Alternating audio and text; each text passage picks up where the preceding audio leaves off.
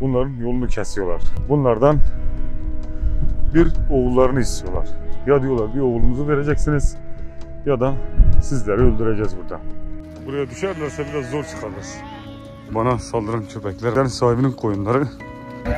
Dur bir Nazlıcan bir emsin. İsmi Aşutu. Koyunlar şimdi hareket edemiyor. Yol gidemiyor. Sıcak, ısınıyor toprak. İnsanın ayağının altındaki kum ısınıyor. Ayaklar terliyor. Sinirler geriliyor. Zorlu arası. Ergecanlar kızların çoğu görüyorsunuz nasıl aksıyorlar. Gel Kari, acıkmışsın biliyorum, gel. Burası uçsuz bucaksız bir çaresizlik gibi.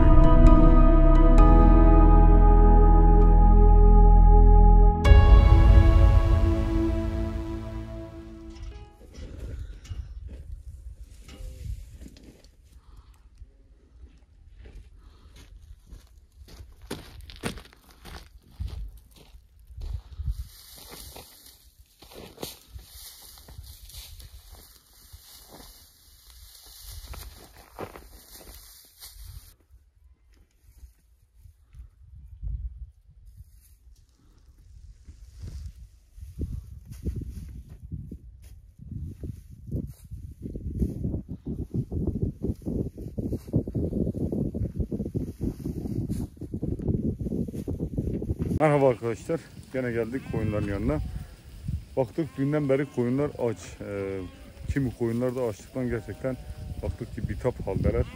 Balya ayarladık, sağ olsun Bayram emmi sayesinde balya ayarladık. O verdi daha doğrusu balyaları getirdik. Şimdi koyunlara en azından hayvanlar bir karın doysunlar. Üzüldük gerçekten dünden beri. Buralarda da ot biraz iyi yani. Biraz daha böyle artık dağlara çıktığımızda inşallah düzelecek. Dağlarda da hala kar var. Ama en azından bu ot koyunlara bir nefes olur. Şöyle güzel bir ot yesinler. Evet, Mayıs ayında Iğdır'da koyunlara ot veriyoruz. Yani niye ot veriyoruz? Çünkü bu kırlar yandı. İlkbahar böyle kurak geçti. Çok kurak geçti. Ondan sonra yağmurlar başladı. Çok şükür ki bu yağmurlar başladı. Eğer başlamasaydı Iğdır'da bu yıl hayvanlar açlıktan telef olacaktı resmen. Gariplerin bir yesinler.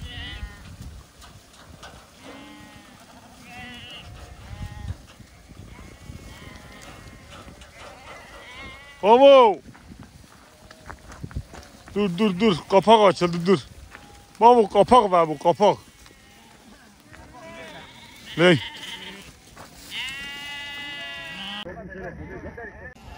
Nasılsın? Durum nasıl amca? İyi dinlendin bu gece? Çok şükür. İyi uyudun. İyi. Koyunlar bu otu bir güzel yerse koyunlara bir takat gelir, bir kuvvet gelir. Camı karam aynı bile camı.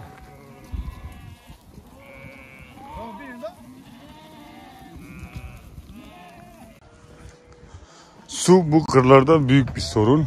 Şimdi koyunlara ot verdik. Koyunlar otun hemen çoğunu yediler. Çok da güzel yediler. Ot onlar için resmen bir takviye, bir ekstra güç oldu. Hayvanlar çünkü yaklaşık 24 saattir hani tam aç değil de yani çok az bir ot var.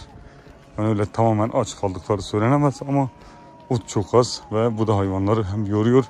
Arazi de taşlık. Çok kumluk, taşlık bir arazi. Bu bölgenin ismi, genel ismi Kırı Memekhani. Çok zor bir bölge. Yolculuğu çok zor. İnsanın ayaklarını yıpratıyor. Parmaklar hep yara oluyor, ayak parmakları. Evet, koyunlarda da aynı durum oluşuyor. Koyunların, kuzuların hepsinin ayağı yara bere içinde kalıyor. Buradan bugün çıkamayacağız. Ancak yarın akşama doğru çıkabiliriz. Bu dediğim kırlardan, kır dediğimiz bölgelerden. Ancak yarın akşama doğru çıkabiliriz. Gel Hüçü gel. Şimdi burada ot yedikten sonra şimdi su var şu alt kısımda. Orada baraj var. Barajın bir akıntısı üst tarafa veriliyor. Hayvanlar su içsin diye. Orada su vardık mı artık Koyunlar suyunu da rahat içer ve bir daha yönelir yolumuza. Devam ederiz o şekil.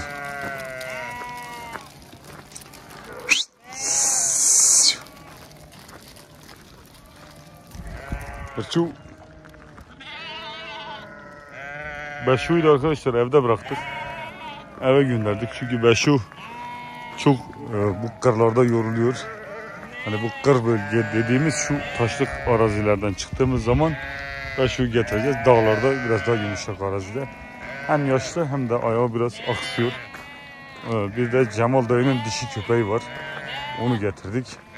Ekstra bir kuvvet olsun yollarda. Oğlum sarsılmaz gelemiyor. Uzger durumu nasıl oğlum?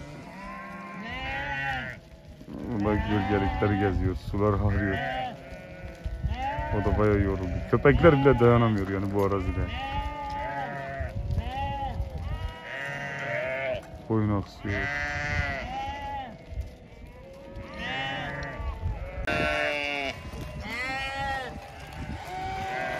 Kuzuların rengi nasıl solmuş.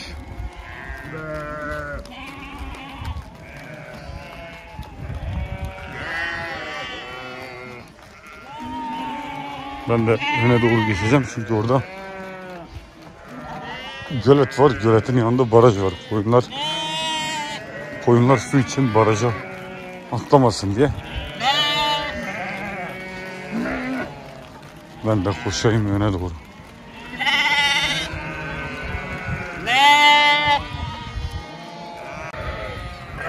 Bir yana da uçurum, hiç koyunun su içeceğini de zannetmiyorum.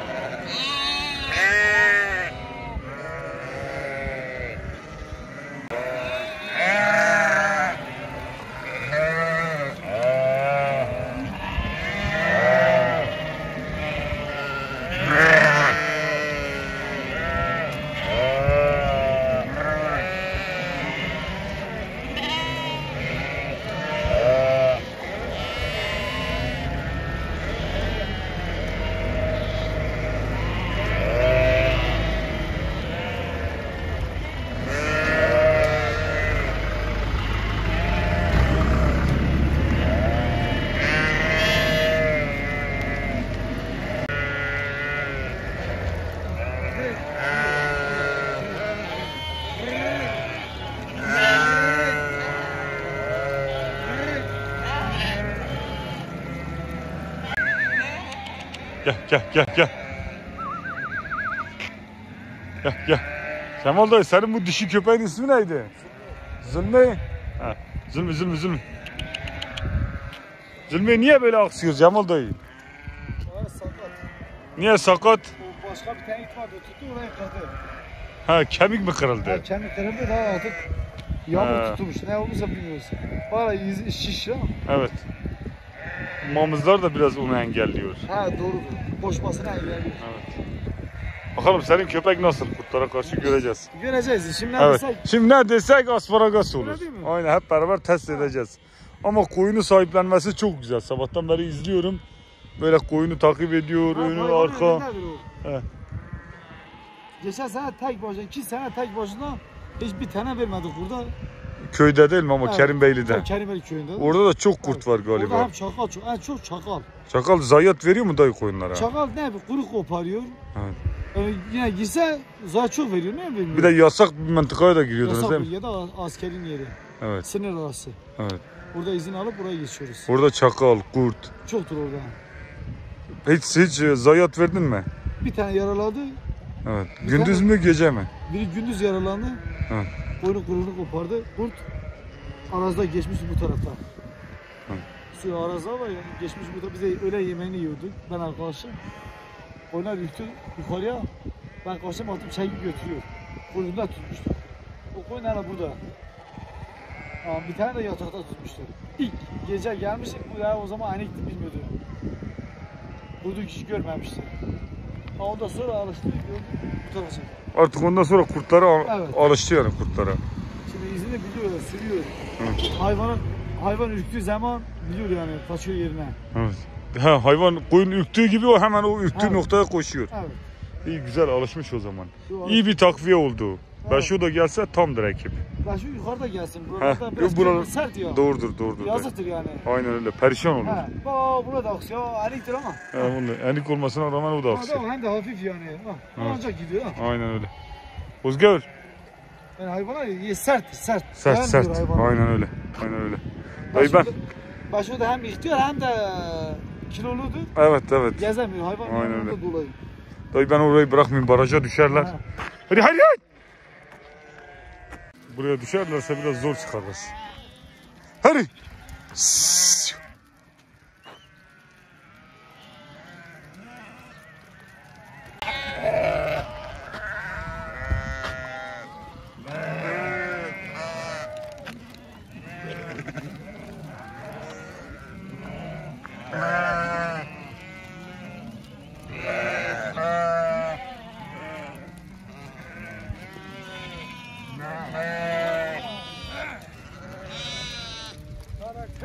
Sert çabuk olun. Arkadaşlar kaybolan koyunların sahibi bizim o bana saldıran köpekler vardı. O şu üstteki videodaki bana saldıran köpekler vardı. O videoda o köpeklerin sahibinin koyunları bize karışmışlar. Hatta biz tam sorgulattık işte bulacağımıza. Onlar hemen numaramızı buldular, aradılar, bizim koyunlar kayıp. Biz de dedik işte bizde 4 tane bizim fark ettiğimiz koyun var. Bu koyunlar da sizin olabilir. Koyunlardan nasıl? İşte dediler boyası bu renk, damgaları bu renk. Biz de söyledik, o koyunların bize olduğunu söyledik. Ve geldiler. Şimdi koyunlarını yükleyip götürüyorlar.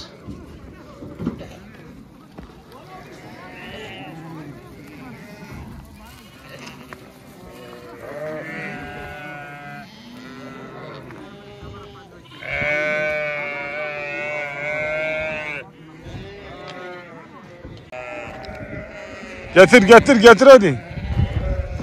Dur emsin, dur. No. Niye? Boz koyun.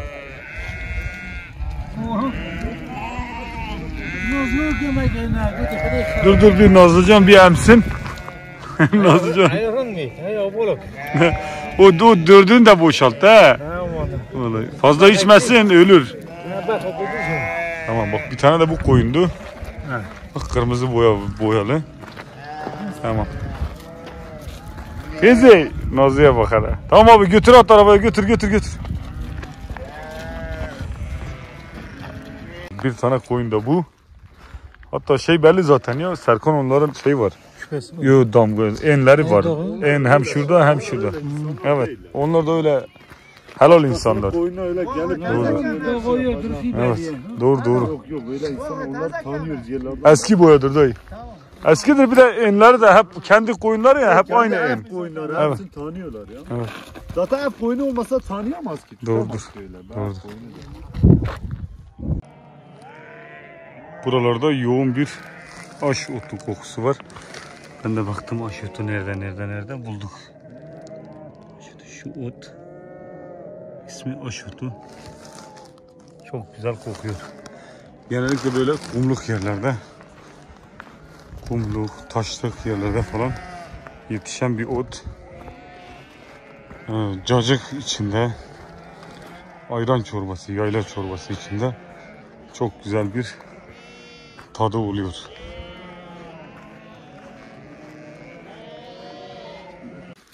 Koyunlar şimdi hareket edemiyor, yol gidemiyor.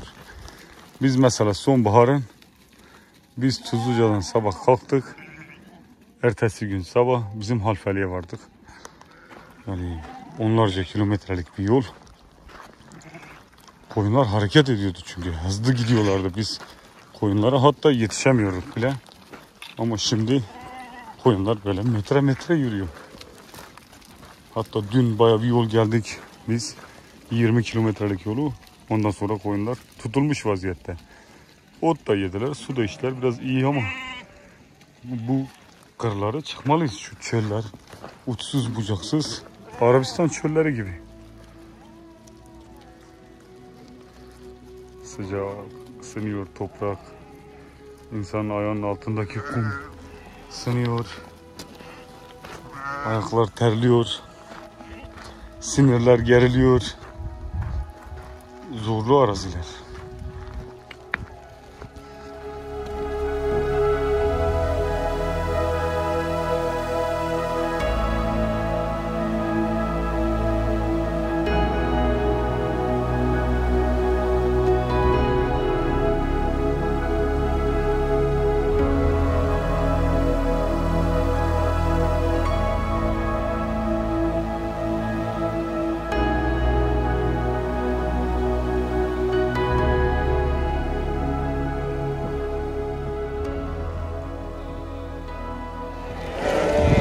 Nazlıcan.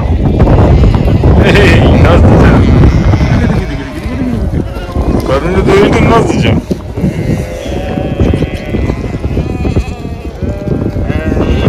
Tabi burada süt yok, süt yok. Hadi yallah.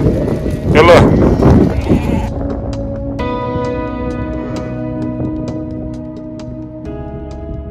Taş, kum ve toprak.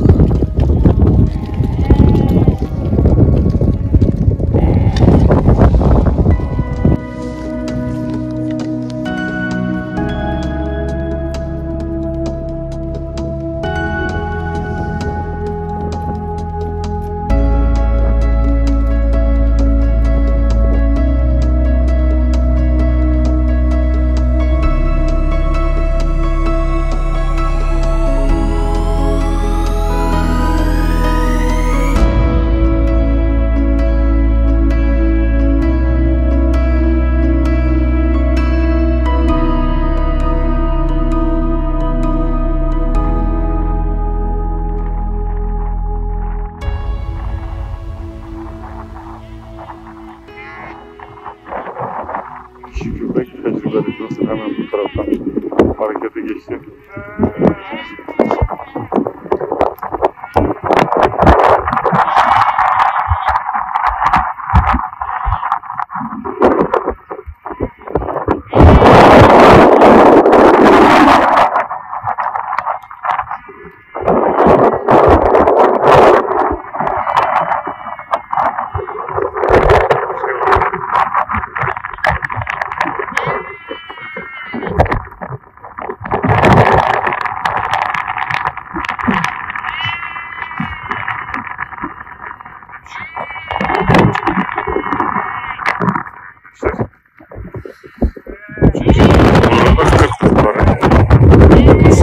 Ufak tefek ama böyle iyi avlanabiliyorlar.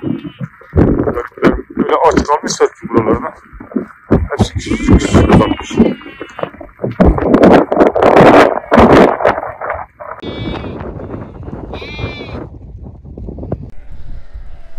Evet arkadaşlar, çok yorucu bir yolculuk.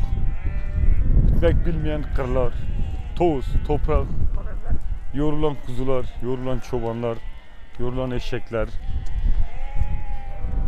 Şu kuma baksanıza. Şu toprağa, şu kuma. Tegecan nasıl yorgun, nasıl geliyor? Tegecan, gel bak. Gel bir kafa ver, bir merhaba ver. Merhabasını verdi. Evet.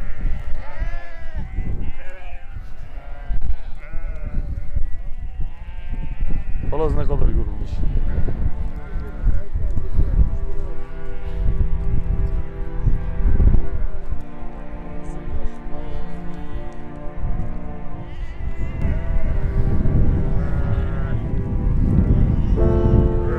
Gidi. Tegecan gel. Gel oğlum gel.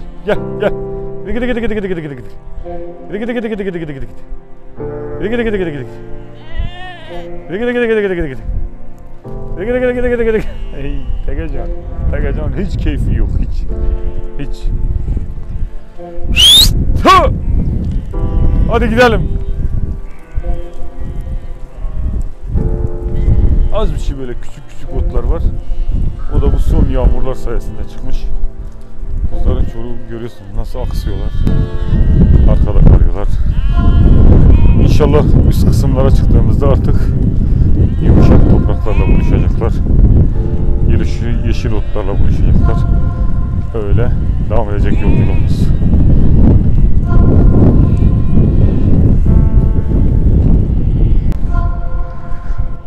Burası uçsuz bucaksız bir çaresizlik gibi. Şu kuzuların böyle aç kalması, topallaması, koyunların acıkması insanı çaresiz bırakıyor. Çaresizlik, mecbur kalmak çok farklı bir şey. Yaşamayan insanlar bilmezler bunu. Bir hikaye var arkadaşlar, gerçek yaşanmış bir hikaye.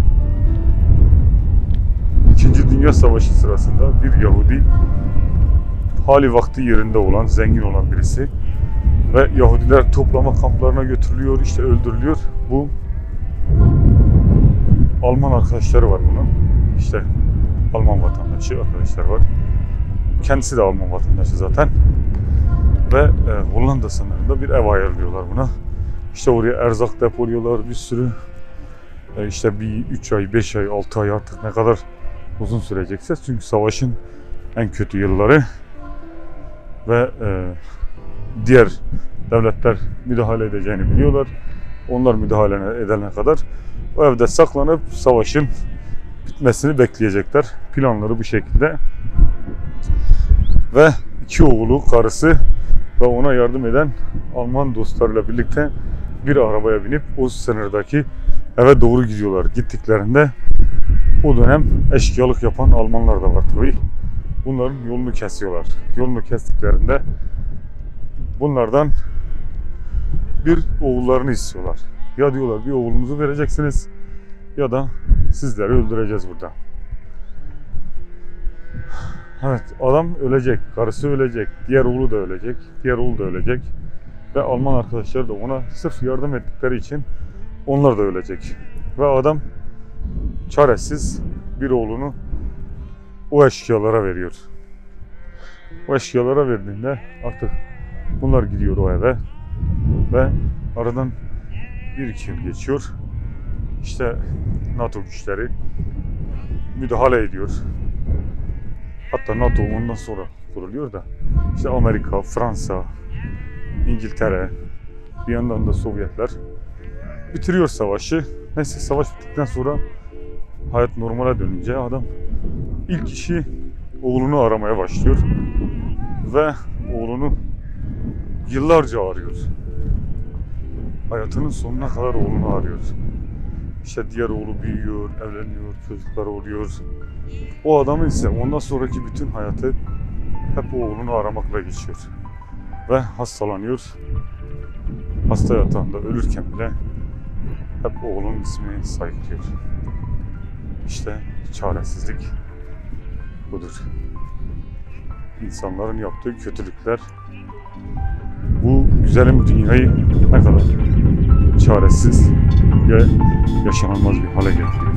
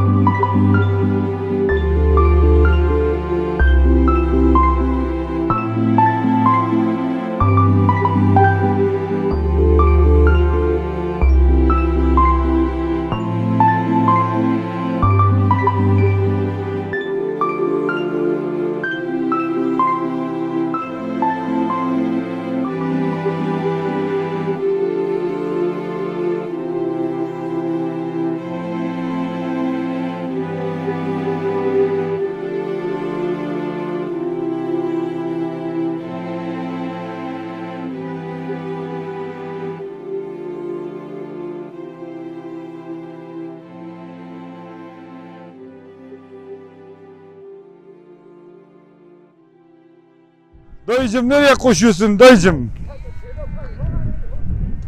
Heh, Cemal amca! Evet! Hadi Cemal bu nedir ya? Bu ne zulümdür ya? Hala bak ya. Komple kum olmuş ya. Buralar böyle değildi arkadaşlar. Vallahi. Ben böyle değildi derken hani o kadar uzun bir süre geçmedi. Bu 10 yıl önce, 15 yıl önce, 20 yıl önce bu mevsimde buralarda koyun doyardı yani. Çok ilginç ya. Bu kadar mı değişir bir memleket? Bu kadar kısa sürede. Demişti ya. Bir dizide Ramiz dayı tıpkı onun gibi ya.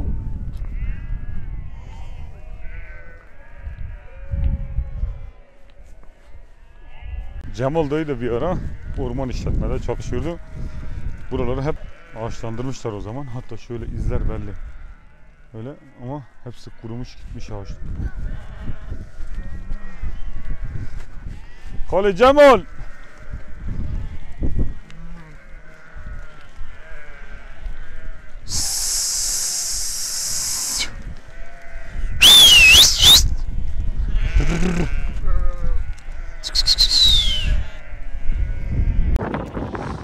Yoruldun mu oğlum?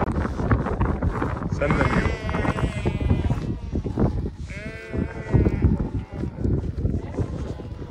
Halas, sen de mi yoruldun? Yorulmuşsun belli. Ben şu evde yatıyor. Siz burada kalın.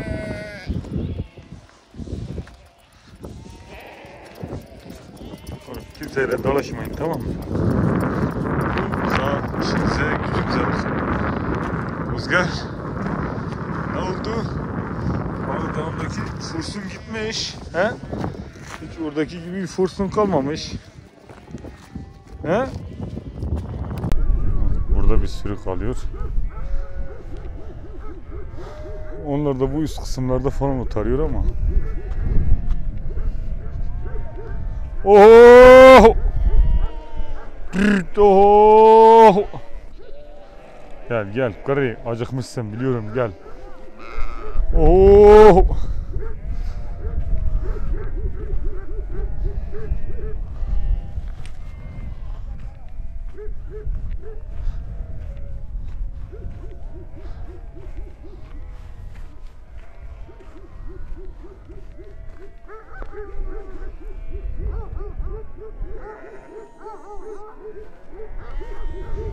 Oh!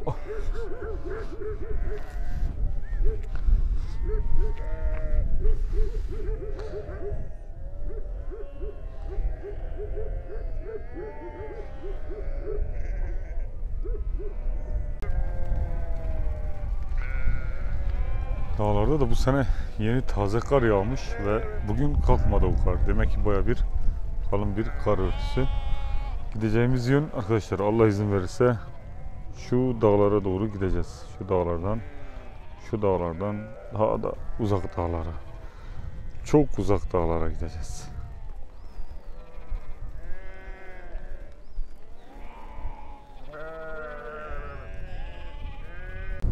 Evet, güneş battı arkadaşlar. Cemal dayı bu gece koyunu yatırabileceğimiz bir yer aramaya gitti. Şu ileride bir yer var, oraya bakmaya gitti. Çünkü bahar havası, en azından kuzey cephesi kapalı, böyle en azından kuzey cephesi tepe olan bir yer olmalı ki hem rüzgar olmamalı, hem yağış eğer olursa rüzgarla birlikte koyunu yataktan alıp götürecek bir rüzgar olmamalı.